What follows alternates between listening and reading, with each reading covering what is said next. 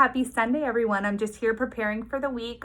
I'm very excited. Tomorrow, Mom and Me starts. We did change the name from Mommy and Me to Mom and Me after getting some feedback from one of our teenage clients who was super brave and vulnerable and articulated her feedback, and we listened. So the feedback was that Mommy and Me was a little babyish, and it was kind of turning her off. So we switched it to Mom and Me, but I wanted to take a second to tell you a little bit about why I initially came up with the original name Mommy and Me. When I was doing the research for this group, I didn't find a lot of options for teenagers that are dealing with just the normal stress of being a teenager. There was services available for, teenagers that are already experiencing, severe mental health issues, which is great, but I didn't find a lot of kind of preventative or in between services for them. And when we first have our children, there are a lot of things available to us. There's story time at the library. There's, gym classes. There's Mommy and Me classes. There's art classes. There's painting. There's all these ways that that we have available to us to bond with our toddler, to learn how to communicate with them, to teach them how to play with others. But then what happens? As as our children continue to grow and move through developmental stages, there's not a lot of resources available to us to help them, guide them through that.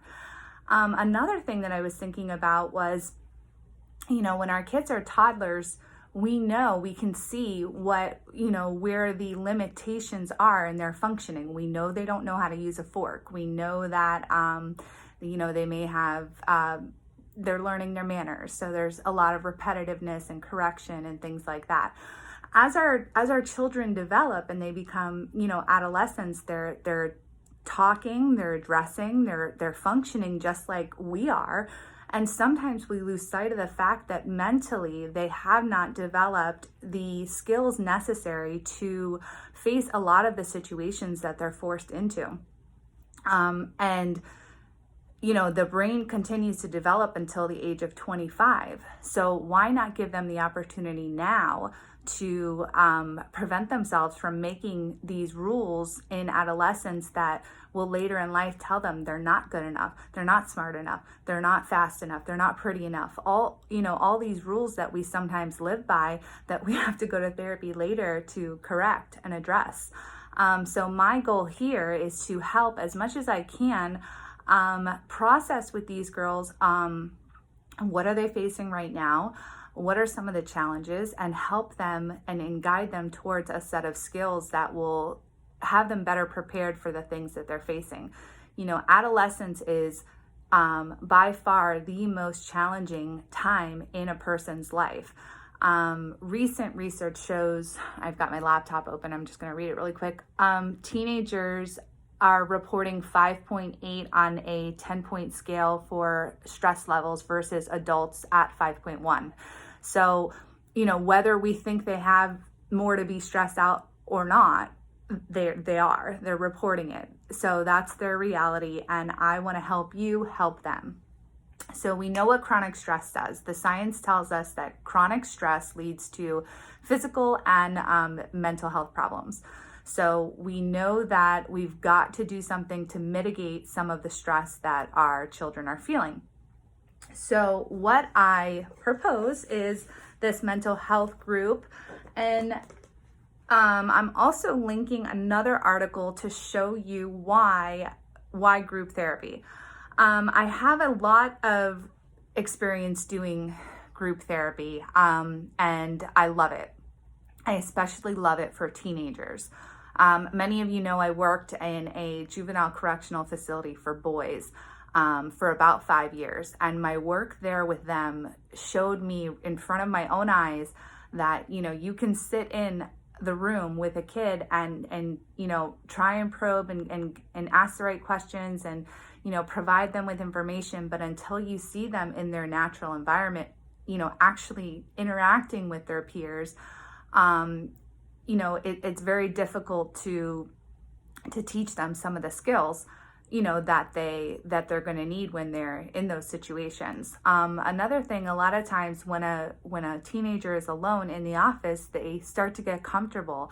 Their their guard is down. So I'm not able to see, actually how they're behaving in real life situations. So this is a super unique opportunity for me to catch maybe some of the thinking errors or some of the struggles they might be having in social or group situations. According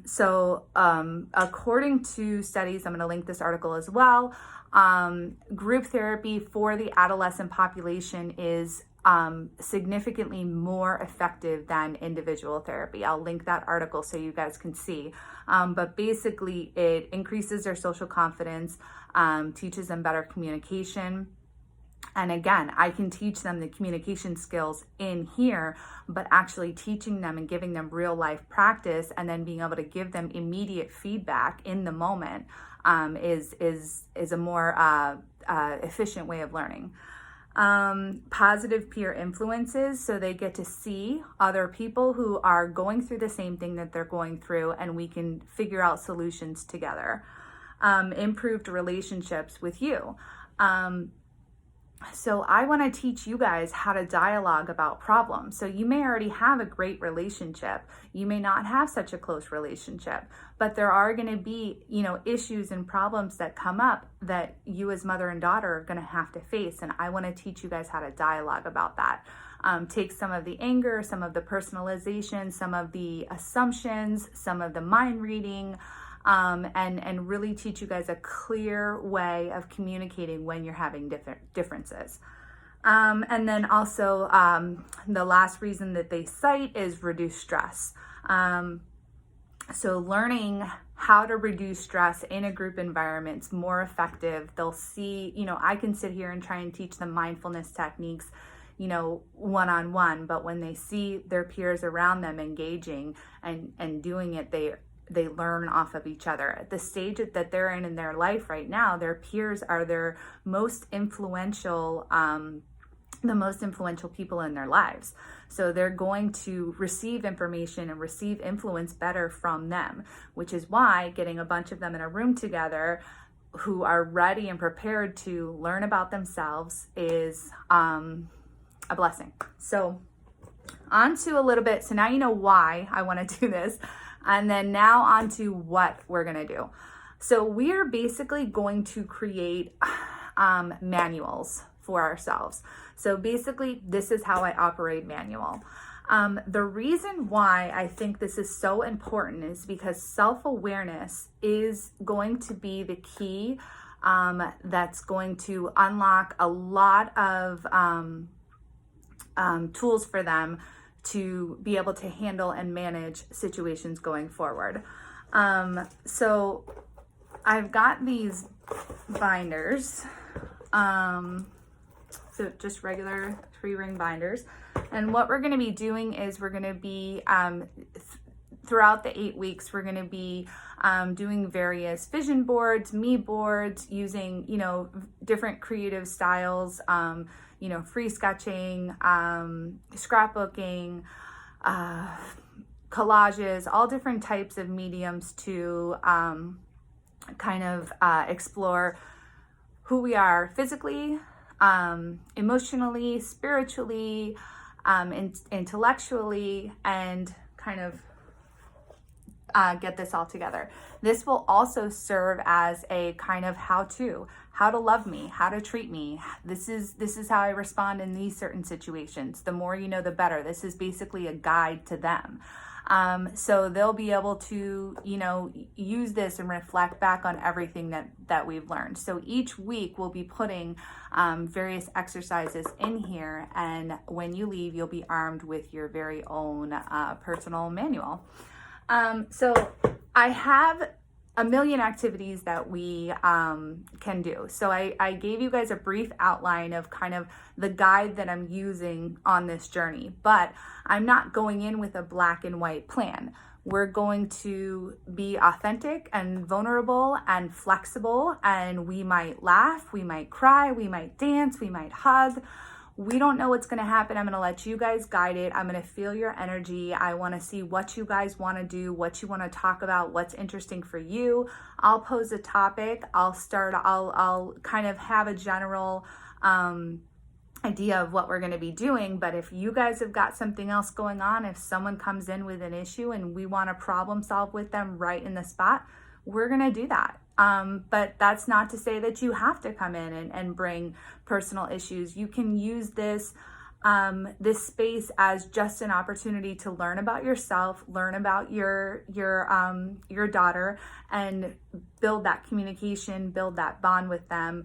Or you guys can use this as a place to, air things out and process things with the group. I've seen it go both ways, and it really I find it best if I allow it to unfold organically is when we get the best results. So I love group therapy. I love doing this. We're going to use our creative sides. We're going to use our logical thinking sides. We're going to learn how to use the cognitive model to, face scary situations and replace our negative thinking. We're going to use stress reduction techniques.